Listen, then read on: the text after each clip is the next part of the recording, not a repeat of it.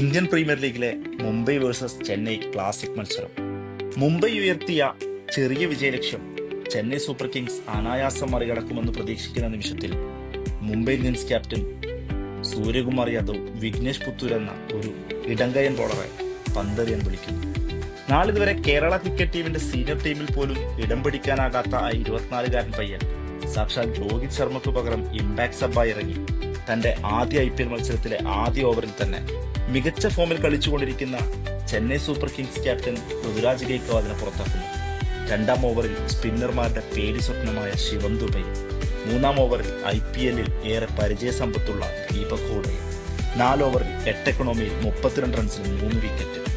ഒരു വേള ചെന്നൈ സമ്മർദ്ദത്തിലായോ എന്ന് തോന്നിപ്പിക്കുന്ന വിധത്തിലുള്ള ഗംഭീര പ്രകടനം. പെരിന്തൽമണ്ണയിലെ ഒരു ഓട്ടോറിക്ഷ ഡ്രൈവറുടെ മകന് സ്വപ്നതുല്യമായ ഒരു IPL തുടക്കത്തിന് ഇതിൽ പരം എന്തു വേണം? ഇന്ത്യൻ ക്രിക്കറ്റിൽ തന്നെ വളരെ വിരളമാണ് ഇടങ്കയ്യൻ റിസ്റ്റ് സ്പിന്നർമാർ.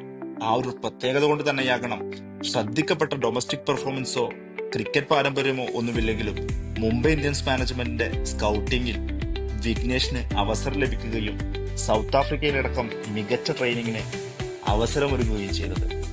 സാക്ഷാൽ ബുംറയും ഹാർദിക് പാണ്ഡ്യയും അടക്കം പിന്നീട് ഇന്ത്യൻ ക്രിക്കറ്റിൽ തന്നെ മിന്നും താരങ്ങളായി മാറിയ ഒരുപിടി താരങ്ങളെ സമ്മാനിച്ചതാണ് മുംബൈ ഇന്ത്യൻസിന്റെ സ്കൗട്ടിംഗ് പാരമ്പര്യം. നമുക്ക് നന്ദി പറയാം വിഘ്നേഷ് പുത്തൂർ എന്ന ഒരു പുത്തൻ താരോദയത്തെ ഇന്ത്യൻ ക്രിക്കറ്റിന് സമ്മാനിച്ചതിന്. ഈ സ്വപ്നതുല്യമായ തുടക്കത്തെ മുതലാക്കി കൂടുതൽ മികച്ച പ്രകടനങ്ങളോടെ കൂടുതൽ ഉയരങ്ങളിലെത്താൻ വിഘ്നേഷിനും സാധിക്കട്ടെ എന്ന് നമുക്ക് ആശംസിക്കാം.